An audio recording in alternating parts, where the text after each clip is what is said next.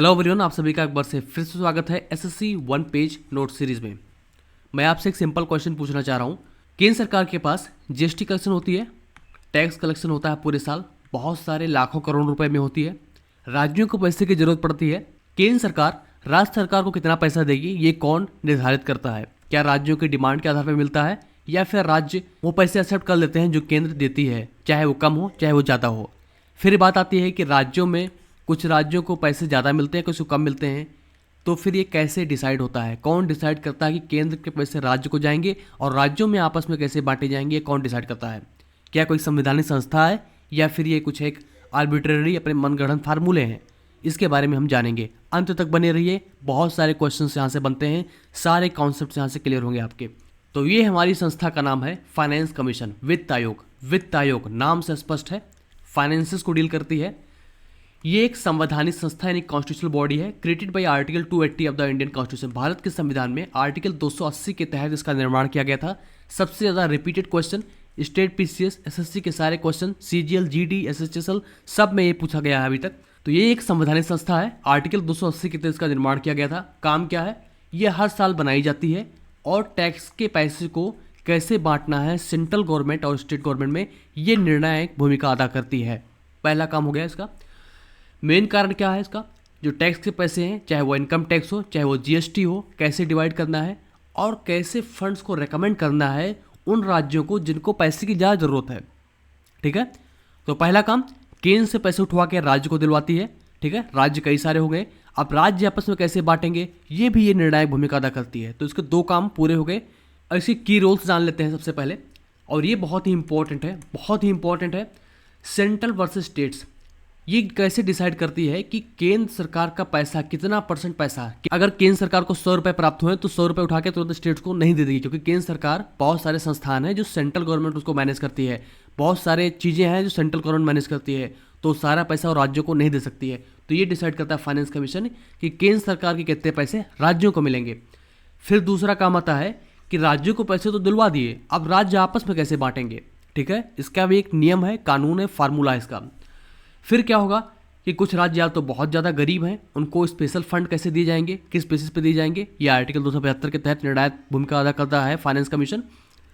और राज्यों को अपने खुद के टैक्स कलेक्शन में कैसे हेल्प की जाए, जैसे कुछ चीज़ें राज्य ही देखते हैं, जैसे कि फॉरेस्ट्री हो गया, एग्रीकल्चर हो गया, उस तरह के जो टैक्सेस वहाँ से जनरेट होते हैं, तो उनके फाइनेंसेस यानी कि राज्य अपनी तरफ से कैसे मजबूत हो फाइनेंसेस को लेके, उनमें हेल्प करता है। चार काम करता है, केंद्र से राज्य को पैसे दिलवाता है, राज्य को पैसा आपस में बंटवारा कराता है, गरीब राज्यों को पैसा एक्स्ट्रा दिलवाता है, और राज्यों में पैसे अपने तरीके से कैसे फाइनेंशियली अच्छे से पैसे वो निकाल पाएँ, टैक्स से निकाल पाएँ, या कैसे उसके मजबूती हो फाइनेंशियली, ये डिसाइड करता है या हेल्प करता है। ठीक है, चार काम इसके मेन हो गए। अब फिर ये है क्या? कॉन्स्टिट्यूशनल बॉडी तो हमने देख ली, आर्टिकल 280 के तहत होता है, ये हमने देख लिया। अभी हमने देख लिया कि ये कैसे काम क्या इसका है। अब इसका पूरा कंपोजिशन देख लेते हैं कि फाइनेंस कमीशन है क्या। यार भाई, ये कमीशन नाम सुन के पता तो चलता नहीं है कि इसमें कितने लोग हैं, क्या है, कैसे है। तो ये एक आयोग है, कॉन्स्टिट्यूशनल बॉडी हो गई, आर्टिकल 280 के तहत इसका निर्माण हो चुका है। अब इसमें 5 मेंबर की एक बॉडी होती है, एक चेयरमैन मेन हो जाएंगे, 4 उनमें असिस्टिंग मेंबर्स होंगे। ठीक है, और ये सारे मेंबर्स होते हैं फाइनेंस में इनको बहुत ज़्यादा नॉलेज होती है, बहुत ही ज़्यादा, मतलब अच्छा खासा एक्सपीरियंस होता है, 20-20 साल 30-30 साल लॉ के बारे में जानते हैं, ये पब्लिक एडमिनिस्ट्रेशन के बारे में बहुत अच्छी तरीके से जानते हैं। ये सारे स्पेशलिस्ट होते हैं। ठीक है, जर्नलिस्ट नहीं होते हैं, स्पेशलिस्ट होते हैं, ये इस काम में माहिर होते हैं। इन माहिर टीम को लगा करके फाइनेंस कमीशन भारत का राष्ट्रपति निर्माण करता है हर 5 साल के लिए। हर 5 साल में फाइनेंस कमीशन का गठन होता है। आगे के बारे में हम जानेंगे। अब सबसे इंटरेस्टिंग बात मैं आपको बताता हूँ कि राज्यों में कितना पैसा किसको मिलेगा और ये कैसे डिस्ट्रीब्यूशन होगा। लेकिन सबसे पहले मैं आपको बताना चाहूँगा कि जो 15वां वित्त आयोग था उसने कहा था कि जो सेंट्रल के पास टैक्सेस है उसका 41% राज्यों को जाएगा। ठीक है, इसका मतलब मैं समझाता हूँ आपको। केंद्र सरकार ने जीएसटी से लेके टैक्स कलेक्शन से लेके 100 रुपये मान लो कि प्राप्त किए, 100 रुपये का 41% उसको राज्यों को दे देना है, यानी कि 59 अपने पास रखना है और 49 राज्यों को दे देना है। ठीक है, अब 41 इतने सारे राज्य यार कैसे आपस में बांटेंगे, इसका एक अलग फार्मूला है। तो जो 41% का जो फार्मूला आया था उसको हम कहते हैं वर्टिकल डिवोल्यूशन। वर्टिकल डिवोल्यूशन होता है कि केंद्र सरकार राज्यों को कैसे पैसे बांटता है। ठीक है, अब राज्यों में आपस में कैसे पैसे बटेंगे वो डिसाइड करता है हॉरिजॉन्टल डिवोल्यूशन। हॉरिजॉन्टल डिवोल्यूशन थोड़ा सा ट्रिकी है, वर्टिकल डेवल्यूशन बहुत ही आसान है क्योंकि ये फाइनेंस कमीशन की एक सहमति, एक कॉमन अंडरस्टैंडिंग के बेसिस पे केंद्र सरकार राज्यों को पैसे देने के लिए तैयार हो जाती है। अब राज्य आपस में कैसे बांटेंगे या राज्यों में कैसे पैसे जाएगा, ये हम यहाँ से देखते हैं। सबसे बड़ा फैक्टर है इनकम डिस्टेंस, यानी 45% का वेटेज। ये सारे वेटेज दे रखे हैं, ठीक है। इनकम डिस्टेंस क्या कहता है कि जिन राज्यों की पर कैपिटा इनकम, यानी कि total income divided by population, ठीक है, वो पर कैपिटा इनकम देती है। प्रति व्यक्ति सालाना आय जिसकी कम होगी उसको ज़्यादा पैसे मिलेंगे, ये वेटेज वो डिसाइड करेगा। पॉपुलेशन जिसकी ज़्यादा होगी उसको पैसे ज़्यादा मिलेंगे। क्षेत्रफल जिस राज्य का ज़्यादा होगा उसको पैसे ज़्यादा मिलेंगे। राजस्थान यूपी को ज़्यादा मिलेगा, गोवा को कम मिलेगा। फॉरेस्ट एंड इकोलॉजी जिस राज्य में ज़्यादा होगी उसको पैसे की एक वरीयता दी जाएगी, 10% उसका वेटेज है।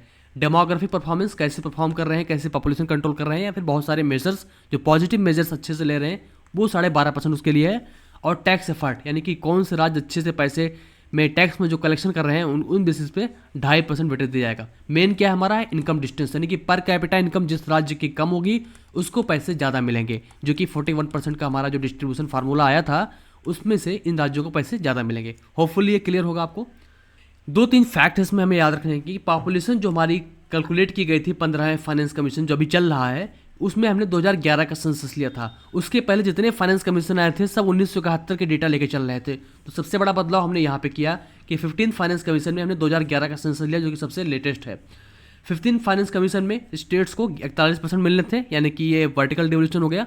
और 41 में जो आपस में बांटे गए, जैसे इनकम डिस्टेंस हो गई, फॉरेस्ट कवर हो गया, डेमोग्राफिक्स हो गई, या फिर टैक्स एफर्ट हो गया, उस बेसिस पे आपस में बंटवारा कर लेते थे। एक क्वेश्चन ये पूछता है कि जो 15 फाइनेंस कमीशन तुम्हारा चल ही रहा है, 14th में कितना टैक्स जो सेंट्रल से स्टेट्स को मिलने थे वो कितना था, तो वो था 42%, यानी कि पहले ज़्यादा पैसे मिलते थे राज्यों को, अब 1% कम कर दिया गया था, ठीक है। तो इसको हम याद रखेंगे। ये क्वेश्चन आ चुका है। 42% कब था, तो ये था 14th फाइनेंस कमीशन में, और 15th फाइनेंस कमीशन में 41% था। 15th फाइनेंस कमीशन की सबसे बड़ी जो इंपॉर्टेंट फीचर वो है कि वो 2011 का सेंसस यूज़ कर रही है, ना कि 1971 वाले की। इसके पहले सारे 1971 के डेटा यूज़ कर रहे थे।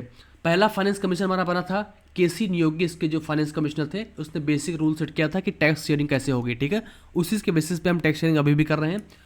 10वां वित्त आयोग हमारा क्या था, उसने फार्मूला यूज़ किया था कि टैक्स डिवीजन कैसे करेंगे। पहले बेसिक रूल थे, उसके बाद फार्मूला लाया गया। 10वें फाइनेंस कमीशन 1995 में, उसमें केसी पंत थे। ये आप मत याद रखें, आप मेन याद रखें कि 14th फाइनेंस कमीशन में 42% डिस्ट्रीब्यूशन किया गया था। 15th फाइनेंस कमीशन के जो चेयर थे वो थे एनके सिंह थे, उसने टैक्स शेयर को 41% कर दिया गया था और performance based reward system introduce किया था, यानी कि जो राज्य हेल्थ एजुकेशन में अच्छा कर रहे हैं उनको हम पैसे ज़्यादा देंगे, ठीक है। तो 3-4 फैक्ट यहाँ से हम याद रखेंगे। और वाई वी रेड्डी हमारे 14th फाइनेंस कमीशन के थे जब 42% टैक्स शेयरिंग थी। तो 2-3 चीज़ें यहाँ से निकल के आई। टैक्स शेयरिंग 2% से लेके 41% हो गया 14वें से 15वें फाइनेंस कमीशन में। पहले वाई वी रेड्डी थे, अब एनके सिंह हो गए। आगे देखते हैं। सबसे बड़ा जो कॉन्स्टिट्यूशन है, यहाँ से क्वेश्चन तो मतलब भरपार बंद नहीं है। कुछ फाइनेंस कमीशन पूछे ना पूछे, ये जरूर पूछते हैं कि आर्टिकल 280 क्या है। तो आर्टिकल 280 क्या करता है, फाइनेंस कमीशन का निर्माण करता है, ठीक है, वित्त आयोग का निर्माण करता है। 281 क्या करता है कि प्रेसिडेंट क्या करता है, प्रेजेंट करेगा फाइनेंस कमीशन की रिपोर्ट पार्लियामेंट में, जो कि पार्लियामेंट लोगों के द्वारा चुनी गई बॉडी होती है। तो लोगों को जानने का अधिकार है कि फाइनेंस कमीशन क्या कर रहा है।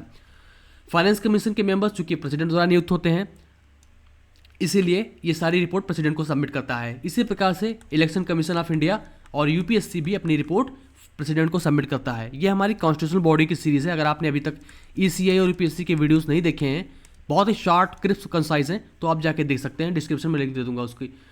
एसएससी क्या पूछता है कि चेयरपर्सन के नाम क्या थे। 15th फाइनेंस कमीशन के एनके सिंह थे और जो 14th फाइनेंस कमीशन के थे वो थे वाई वी रेड्डी थे।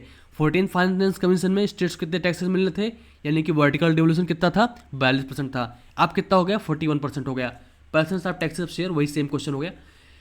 15th फाइनेंस कमीशन में सबसे बड़ी बात क्या हुई कि 2011 का सेंसस किया गया था। और ये जो हमारे शब्द हैं वर्टिकल और हॉरिजॉन्टल डिवोल्यूशन, जानने में बहुत बड़े हैं लेकिन बहुत आसान है। Vertical means central to states, horizontal means आपस में स्टेट्स में डिस्ट्रीब्यूशन कैसे करेंगे।